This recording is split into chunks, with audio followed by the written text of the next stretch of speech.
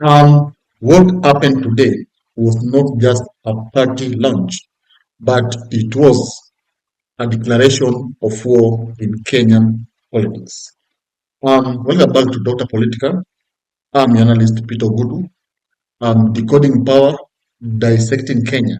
Now, of course, so many Kenyans now are talking about this party launch, Gashagua's party, huh? Democracy for People's Party, Democracy for Citizens Party. Now, there are some issues I want us to go through and try to decode what is really happening in Kenyan politics. Now, I have some questions that I want us to start with. Why did Gachagua wait until now to unveil democracy for citizens? That's question number one. Another question is, was this planned long ago or did something trigger the launch? Now, of course, we know very well that Gachagua has been singing that he will launch his party, and today marked the day he did so. Now, UDA, of course, is now crumbling, and there's infight within UDA. Some members, especially from Mount Kenya, they feel that they need to quit UDA and join Gachagua because Gachagua's party has really swept the entire Mount Kenya region, and they are afraid that come 2027 elections, they might lose if they toll vie using UDA. Now they want the new party to use the new party vie. Now, Gachagua's, of course, speeches have been sharper and sharper, and this speech from Gachagua have make as in Gachagua is gifted. That's why Ruto chose him to be his deputy. And now since he's now Ruto's greatest nemesis, Ruto is afraid of Gachagua's speeches. In fact, Gachagua has a compelling speech that of course can turn any Kenyan against William Samoei Ruto. And now his attacks on Ruto have been turning personal. Of course, there's a point where he said that Ruto is a criminal. Actually, he involves himself with the war in Sudan. He even said that Ruto, is in this illegal gold business trade. So this is a scathing, attacks from Gachagua to William Samoei Ruto that of course seems personal and of course destructive. And this attack will not leave you unscathed. You have to be afraid when you are the president. Now, these are the issues. That's why Gachagua's party launch had to meet the chaos that we saw. And Ruto is someone who is sleepless and is not happy with the way Gachagua is taking over 8 million votes from Mount Kenya. Now, there are the mysterious events that, of course, took place. Sabotage from was it a sabotage from the government? 90% of Kenyans believe that Ruto was the one who sent the goons. And in fact, Gachagua himself said that the president sent the goons to fight him or to disrupt his event. And really goons appeared at the venue. Then the question is, who sent them? But Gachagua is pointing an accusing finger at William Samoei Ruto. Gunshots fired to clear the crowds by Gachagua's security. Was this a setup to send a warning? Do you think these gunshots were aimed at anyone or they were just trying to send a warning? And who shot these gunshots? Was this planned or this came from the state? That's the question I think everyone is asking himself.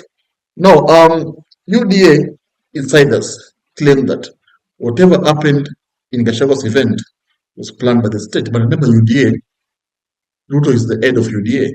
So whatever these people say are actually the things that he has, sent them to say. And I think they are trying to intimidate Gachagua into conceding. If Ruto wants Gachagua to be afraid so that he gives up, because he knows very well that if Gachagua goes on with this party, the whole Mount Kenya, all Kikuyus will be, will be listening to Gachagua. When a powerful person like Gachagua has a party, it is dangerous because people will be vying using the party, and this will, destroy the ruling party, UDA. And remember, UDA's main backbone is Mount Kenya.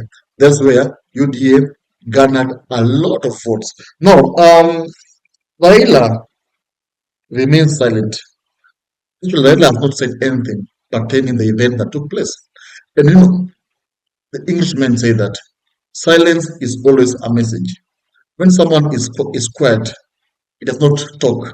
It means that it, it's a message. That's what I'm saying.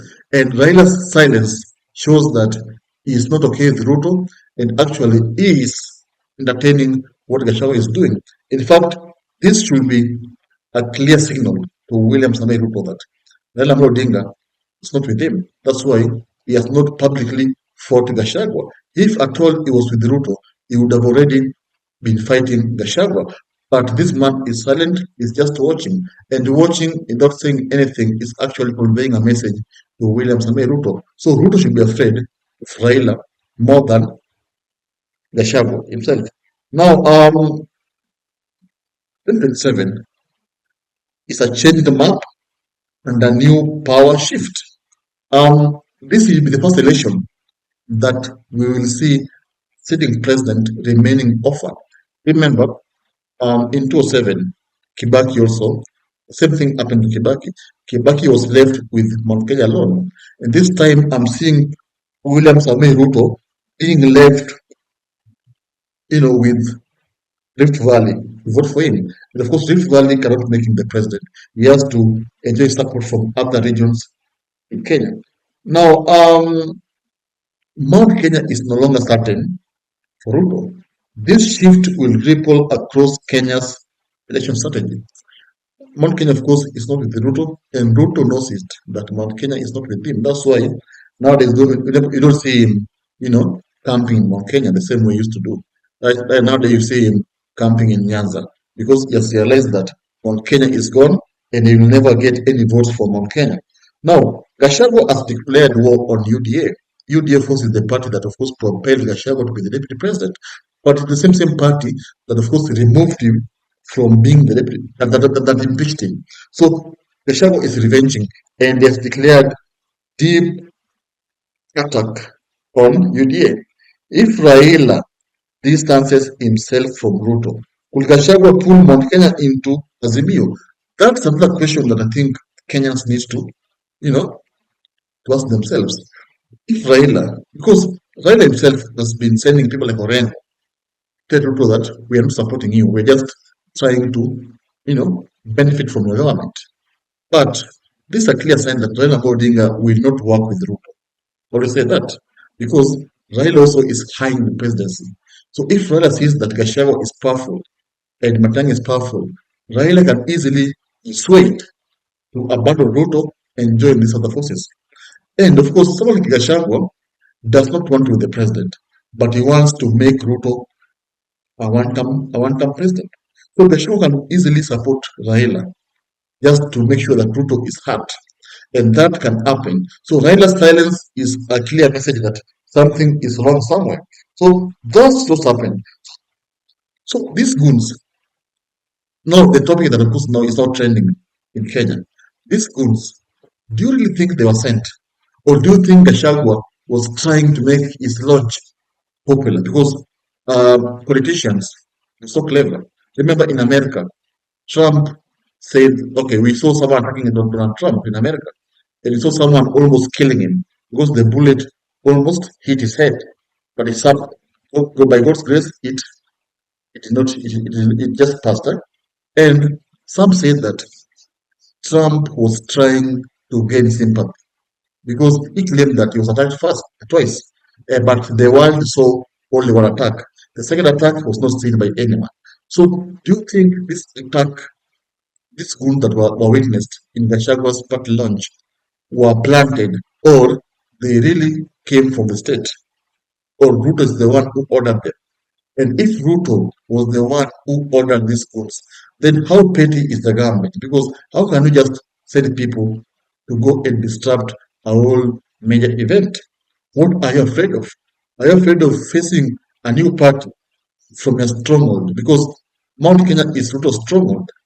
Even remember during the campaigns, Mount Kenyan people are saying that wataapisha Ruto hata na notes za CRE. Here they say that they will swear in President Ruto even by using the notes. Okay, so it was a sign of they were trying to tell the world that they believe in Ruto and they want him to be the president. But now, since Gachagua has taken over Mount Kenya, do you think Ruto is that bitter to the point of trying to disrupt any event? And if Ruto is the one who did all this, what do you think will happen in the future? Will Gachagua's party reach the next election, or will it be disbanded? Yeah. Do you think these fights in UDA or in Kenya, do you think these political fights will result in Ruto becoming the president again, or Ruto becoming a one-term president? Tell me in the comment section.